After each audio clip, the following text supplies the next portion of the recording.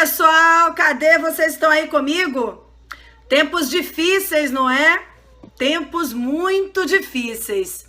Bem, primeiro eu gostaria muito de agradecer a todos que estão aqui comigo. São 11 horas da noite, né? 11h05. Muito obrigada aí pelo prestígio, obrigada, né, pela confiança de sempre. Bem, primeiro, gente, eu queria deixar bem claro que a minha posição de hoje à noite não é nenhuma posição política, partidária. Aliás, né, eu sou professora de Direito Constitucional e estou aqui justamente para me manifestar como constitucionalista, tá?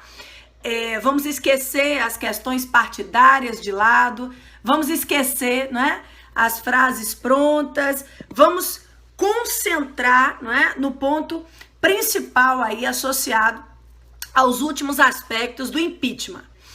Primeiro, eu quero dar boa noite àqueles que já estão aqui, né, participando. Deixa eu conversar com vocês rapidinho e depois vou direto ao ponto. Vamos lá, quem é que está aqui comigo?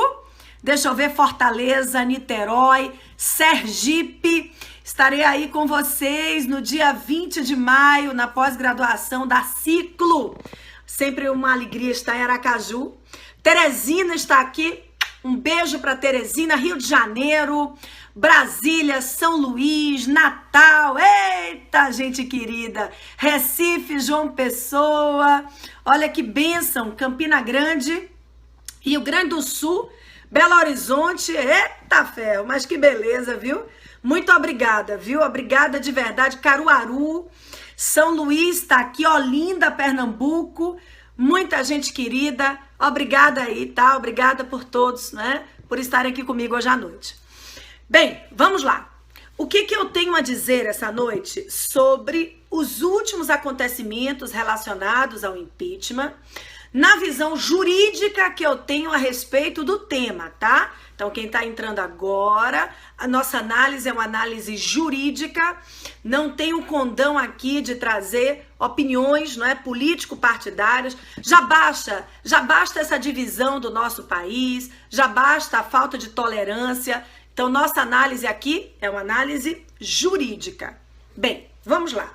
O Supremo Tribunal Federal, em apertada síntese, em dezembro de 2015, julgou a ADPF 378.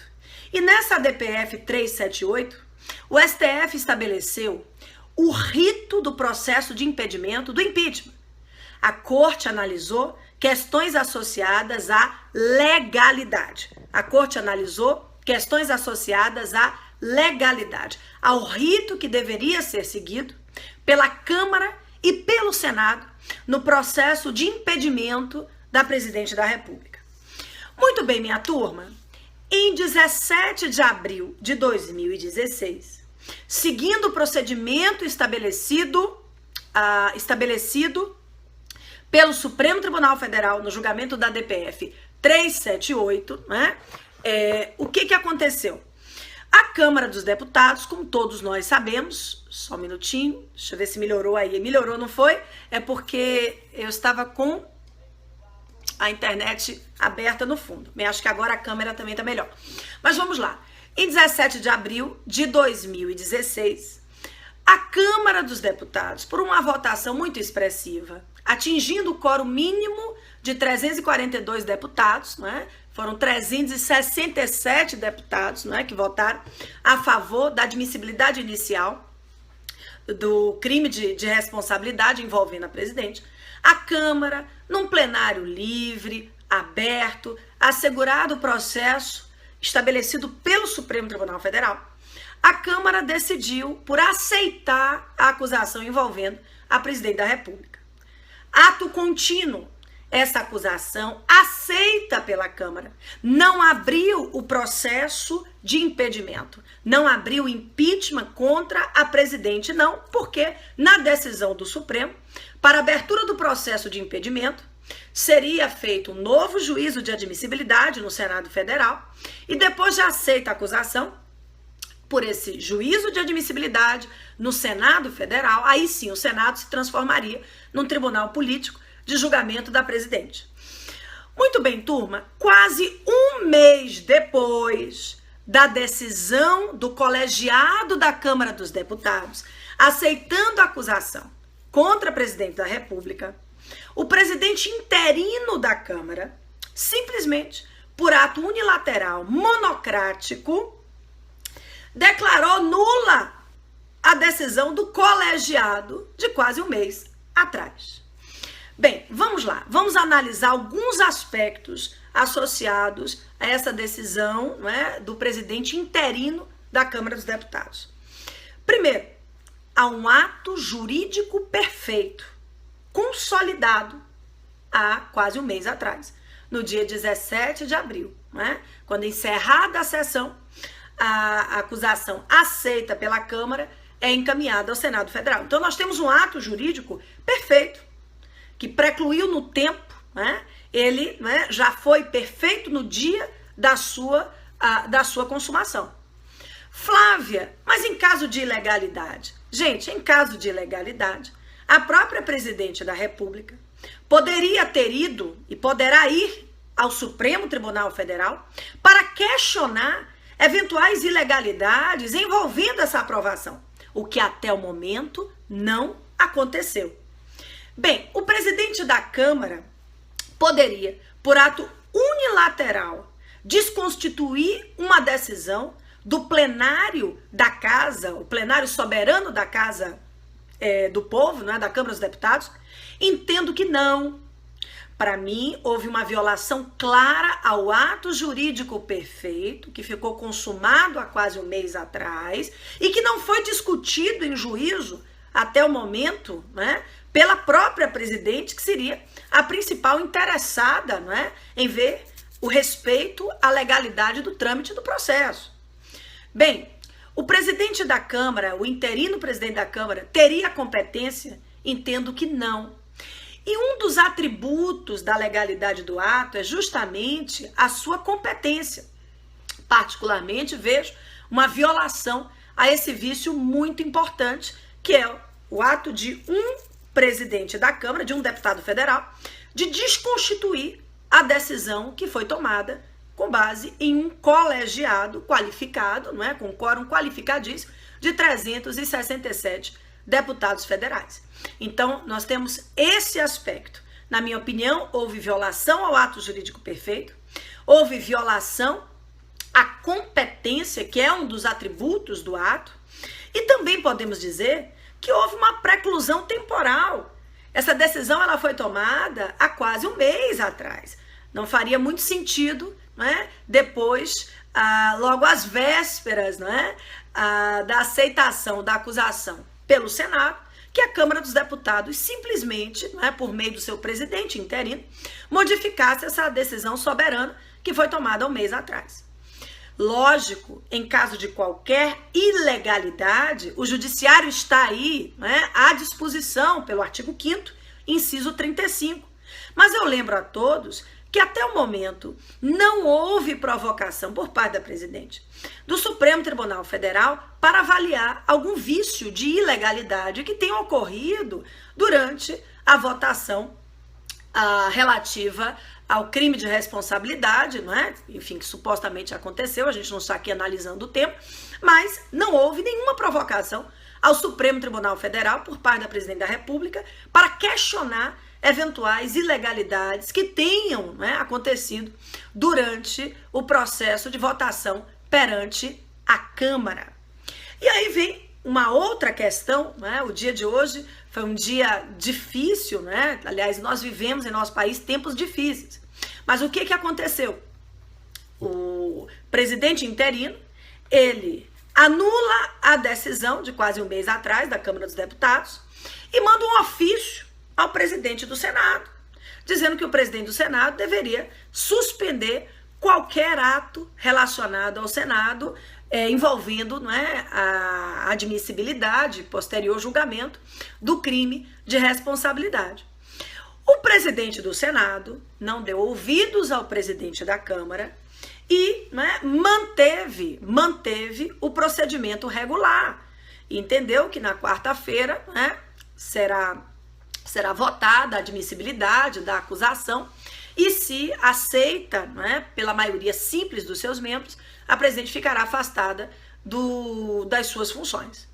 Bem, Flávia, agiu bem o presidente do Senado Federal? Bem, para mim, cada casa legislativa goza de autonomia. Cada casa legislativa goza de autonomia. E essa também é uma premissa do bicameralismo. Não vi, né, de início, violação à Constituição ou ao regimento por parte do presidente do Senado Federal. Mas, Flávia, e qual é a solução agora? Bem, eu já li nas notícias no final do dia que há a possibilidade de que um colégio de líderes da Câmara dos Deputados provoque a casa para reunião por meio de uma sessão extraordinária, tendo por finalidade a anulação da decisão do então presidente interino. Então nós temos aí um jogo político acontecendo.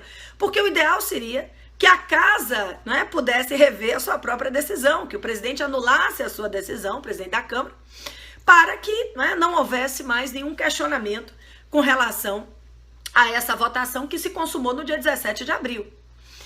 Se isso não acontecer, parece que nós teremos a judicialização do impeachment, algo que até o momento estava sendo evitado, porque o que a Corte estabeleceu em dezembro último foi o procedimento, quais são as fases, qual é o tipo de votação, começa, né, aonde a Corte estabeleceu o juízo de admissibilidade feito pelo Senado. O Supremo não analisou o mérito do impeachment. Então, vamos ver, né, se a questão vai ser judicializada ou se efetivamente, o que eu acho a melhor solução, seja resolvida no próprio âmbito da Câmara dos Deputados. Parece que para essa terça-feira já estão marcadas algumas reuniões com o presidente interino para tentar convencê-lo, não é, da mudança de decisão para, não é, que se preserve realmente a votação do dia 17 de abril. Existe essa possibilidade ainda, eu até anotei aqui o artigo, respaldada pelo artigo 67 do Regimento Interno da Câmara, que é a possibilidade de o Colégio de Líderes convocar uma sessão extraordinária na própria Câmara para deliberar sobre essa decisão do presidente interino. Entendo que a melhor decisão seria essa revisão, né, do que foi decidido hoje pelo próprio presidente da Câmara, pelo interino presidente da Câmara, ou seja, resolvendo a questão ainda no âmbito político. Se isso não acontecer, provavelmente o tema chegará ao Supremo Tribunal Federal.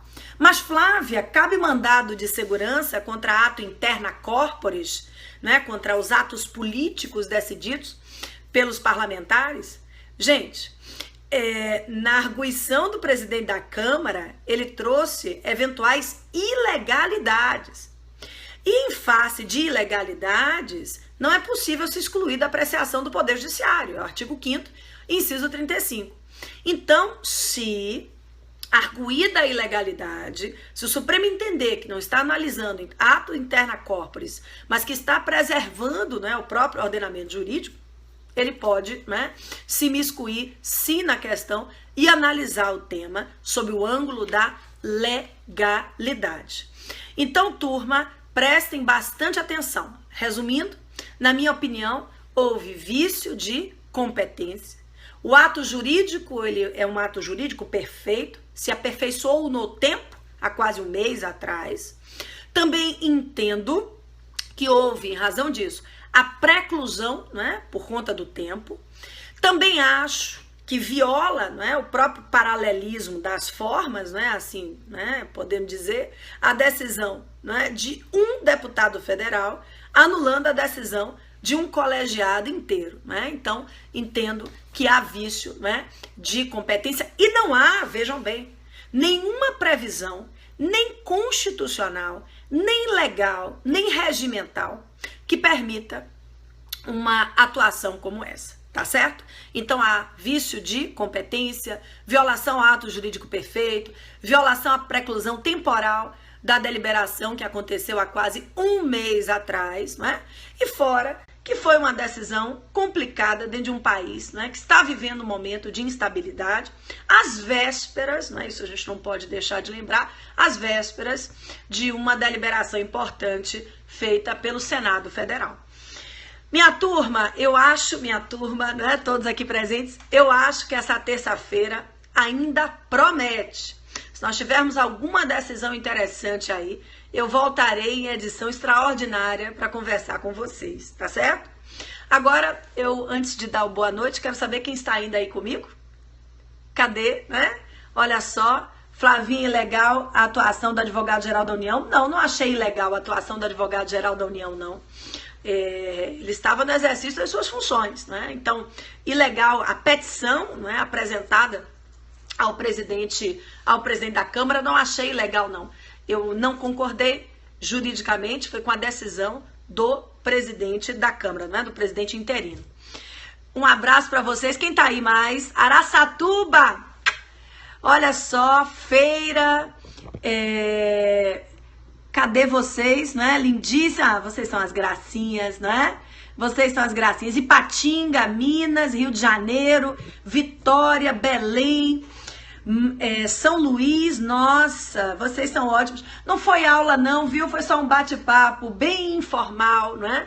Sem pretensão alguma. Foi um bate-papo muito simples para vocês sobre essa matéria que ocupou hoje a agenda nacional. Goiás, Ceará, Santa Catarina. Amanda, a segunda fase com você. Oba, amanhã temos mais aula, hein? Rondônia, cadê? Aracaju, estarei aí dia 20 com vocês. Fortaleza. Saudade de suas aulas, não perde, mas eu ainda tô lá, né? Na turma da noite, turma nova da noite. Obrigada, Piauí, cadê, né? Belém de São Francisco, amo suas aulas. Diamantina, Teresina, manda beijo pra mim. Uberlândia, Paraíba. Ai, gente, olha, muito obrigada. Obrigada, né? Obrigada aí pelo carinho. Sim, eu devo ir a Fortaleza no segundo semestre. Barretos, um beijo. Brasília, Palmas. Nossa, gente, muito obrigada. E aqueles que não seguem lá o Instagram, por favor, sigam, hein? Flávia_Bahia, é o meu endereço do Instagram. E no Facebook é Flávia Bahia mesmo. No Rio, quando eu venho, mas eu moro no Rio, minha gente. Eu sou baiana, mas moro no Rio há 14 anos. Eu tô sempre no Rio de Janeiro, né? Manda beijo pra Caicó. Um beijo. Valença, no Rio, São Luís, Goiânia. Cocadinha. Um beijo enorme para vocês, né? Sou seu aluno da segunda fase. Oba, vamos buscar aí essa carteirinha da prova da aprovação. Minha gente, muito obrigada aí pelo carinho de todos vocês, tá? Até uma próxima oportunidade, aqui no Periscope, em sala de aula. Vão aproveitando aí, né? As nossas dicas também. Mandem sugestões, tá bom? Um beijo. Vem para onde? Brasília. Eu estou sem evento marcado em Brasília. Deixa eu ver quem mais. Olha aí, né? Vem a Paraíba. Se me chamar, eu vou. Adoro essa música. Se me chamar, eu vou, tá? Aparecendo algum evento, com certeza eu estarei presente. Segundo semestre, eu também já confirmei presença em Vitória da Conquista, lá na Bahia. Vem a Teresina de novo, vamos marcar. Vou sim, né? Vou sim. Gente, muito obrigada, viu? Obrigada aí pelo carinho de todos e até, né, a próxima edição, quem sabe extraordinária, do nosso Periscope, analisando aí, né? Sim, tempos difíceis, concordo plenamente. Obrigada aí, tá? Obrigada também pela gentileza de todos vocês e por terem respeitado a análise jurídica e não política. Muito obrigada. Um beijo. Agora eu vou deixá-los, porque amanhã eu dou aula, amanhã, tarde e noite. Amanhã o dia promete. Vai ser um dia muito constitucional, tá bom? Eu tenho que descansar agora. Beijo, tchau, fiquem com Deus.